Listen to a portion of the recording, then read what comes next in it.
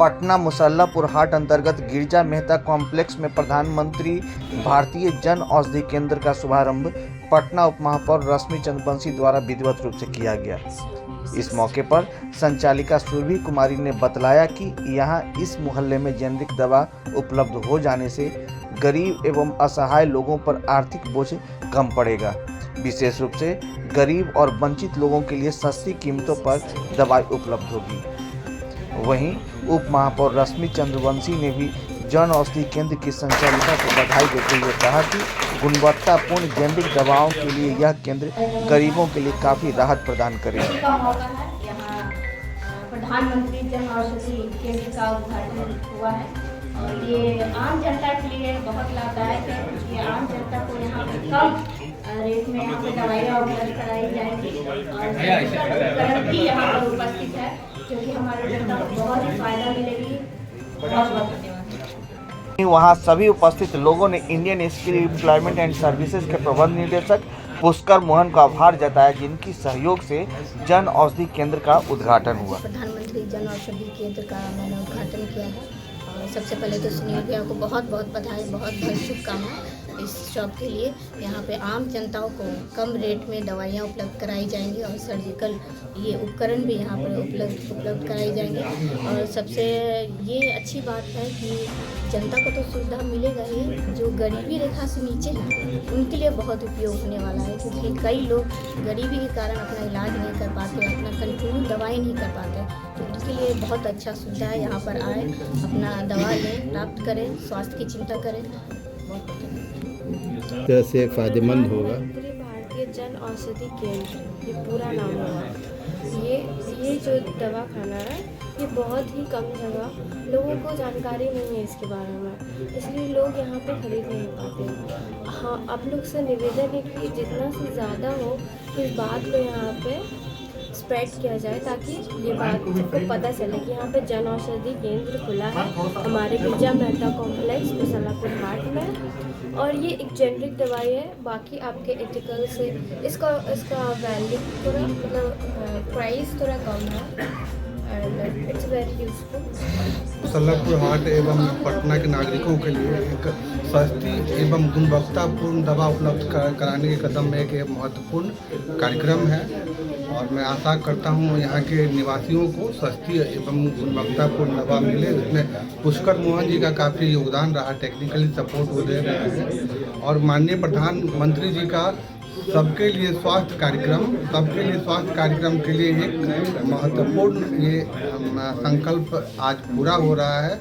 आज मुसल्लापुर में प्रधानमंत्री जी की महत्वाकांक्षी योजना के तहत प्रधानमंत्री जन औषधि केंद्र का उद्घाटन हुआ है और इससे इस पूरे इलाके में एक अति आवश्यक विषय के लिए एक सुविधा उपलब्ध हुई है यहाँ के नागरिकों को। जैसा कि हम सभी जानते हैं कि प्रधानमंत्री जन औषधि केंद्र के माध्यम से सस्ती दवाएं और गुणवत्तापूर्ण दवाएं उपलब्ध होती है और इस इलाके के लोगों को निश्चित तौर पे इसका बहुत लाभ होगा।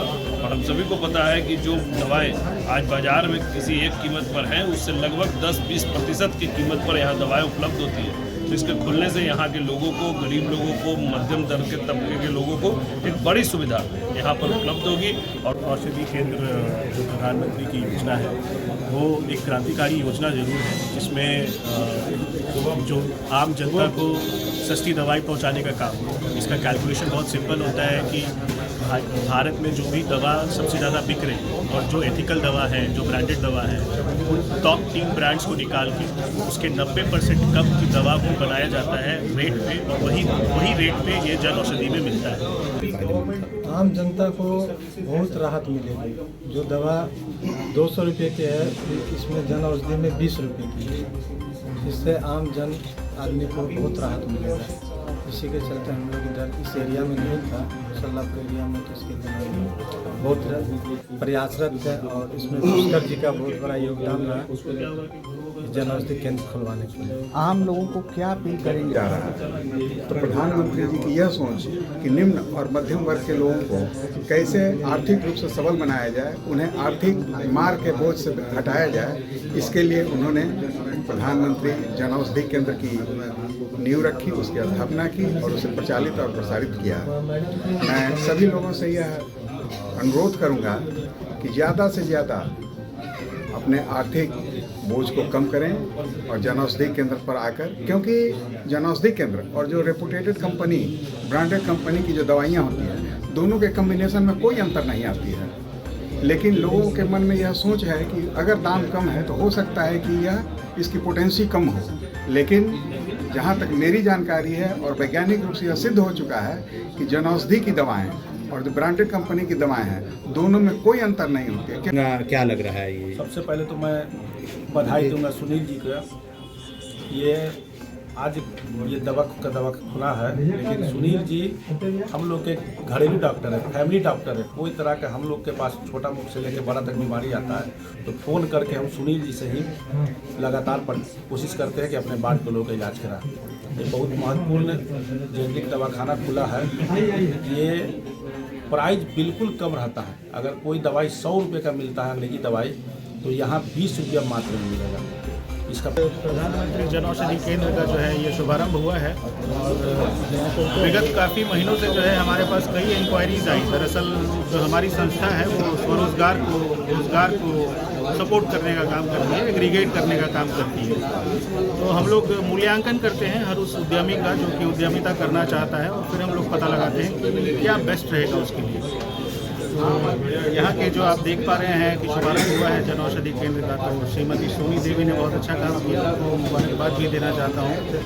और कहीं ना कहीं से अभी भी उद्यमी जो है वो एक पॉइंट पर फंसते हैं कि क्या और कैसे करेंगे, तो कितना समय में मेरा जो उद्यमिता है वो सफल हो जाए। तो इस क्षेत्र में हमने काम करना शुरू किया पिछले 6-7 सालों से। तो रेगुलेटरी कंप्लायंसेस की बात की जाए, डॉक्यूमेंटेशन की बात की जाए, लाइसेंसिंग की बात की जाए, कोऑर्डिनेशन की बात की जाए, हर उद्यमिता का, हर एंटरप्रेन्योरशिप का एक अपना फंडा है, एक अपना प्रोसेस फ्लो है। और अभी के ज़माने में ये देखा जा रहा है कि लोग अपनी हार्डकोर बिजनेस पर ज़्यादा फोकस करते हैं, तो इन चीज़ों पे ध्यान नहीं दे सकते। और यहीं पे हमारी कंपनी जो है वो उनको कंसल्टिंग सर्विसेज देने का काम करती है। तो मेरे पास personally government to consumer business जिसको कहते हैं, उसका 6-7 साल का एक्सपीरियंस है। तो इस एक्सपीरियंस को हम कंसल्टिंग के तौर पर जो है वो लोगों को प्रोवाइड कर रहे हैं और समाज को एक नई दिशा देने का प्रयास जो है वो किया जा रहा है। जी, इनफैक्ट ग्रामीण प्रोवाइड करते हैं। देखिए, ग्रामीण क्षेत्रों में अगर हम लोग किसी भी तरह की G2C सर्विसेज की बात करें, यानी कि आयुष्मान भारत की बात करें, जन औषधि परियोजना की बात करें, ई-संजीवनी टेलीमेडिसिन की बात करें, तो हर एक परियोजना जो है वो बेसिकली स्पेशली ग्रामीण क्षेत्रों की भलाई के एम के साथ ही बनाया गया है। तो शहरी में इसका विकास जो है वो होना चाहिए और हो भी रहा है, लेकिन हाँ, ग्रामीण क्षेत्रों में अभी तक उतना नहीं हमारा पेनिट्रेशन है, लेकिन ये आशा करते हैं कि अधिक से अधिक पेनिट्रेशन करेंगे। अभी पूरे भारत देश में 25,000 जन औषधि खोलने का लक्ष्य लिया गया है, तो हम ये मानते हैं कि कम से कम 2500 जन औषधि जो है वो बिहार में भी हमारे सौजन्य से जो है स्थापना और संचालन हो इसका। आपका नाम? जी, मेरा नाम पुष्कर मोहन है और मैं प्रबंध निदेशक हूँ Indian skill and employment services का।